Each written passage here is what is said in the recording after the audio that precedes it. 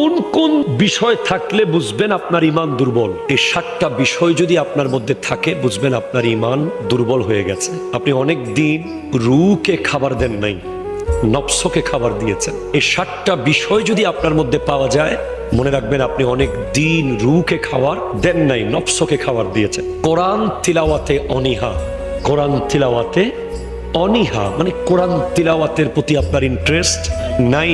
মাসকে মাস হয়ে গেছে কোরআন পড়েছেন, বুঝতে হবে আপনার ঈমান দুর্বলতার দিকে চলে গেছে। 2, গরিব মিসকিনদের দান সাদাকায় অনীহা, গরিব মিসকিনদেরকে দান সাদাকায় অনীহা। 3, নামাজ পড়তে যাওয়ার ব্যাপারে কোনো মতে গেলেও নামাজের ভিতরে রুকু সেজদা সবকিছুর ক্ষেত্রে অনীহা আছে না নাই বলেন তো? 3টা। 4, পাপ করার পরেও গুনাহ করার পরে অনুতপ্ত না হওয়া, গুনাহ করার পরে অনুতপ্ত না হওয়া। অনেক মানুষের দেখবেন গুনাহ করতেছে কিন্তু ভিতরে কোনো কি নাই, গিল্টিনেস। সে যে গুনাহ করেছে সেটা সে কি করলাম হাই আফসোস এটা নাই, সে দিব্যি জীবনযাপন করছে, ঠিক কিনা বলেন?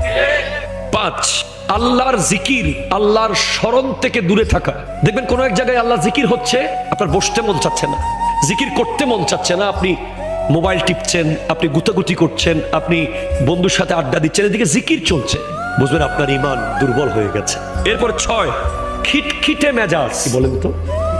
কথায় কথায় রেগে যাওয়া, কথায় কথায় রেগে যাওয়া, কোনো কিছু হতে না হতেই রেগে যাওয়া, দুর্বল ঈমান। 7, প্রচন্ড অধৈর্য, সবর নাই, ধৈর্য নাই, বুঝবেন ঈমানের দুর্বলতা। যাদের ঈমান যত মজবুত তাদের ধৈর্য তত মজবুত।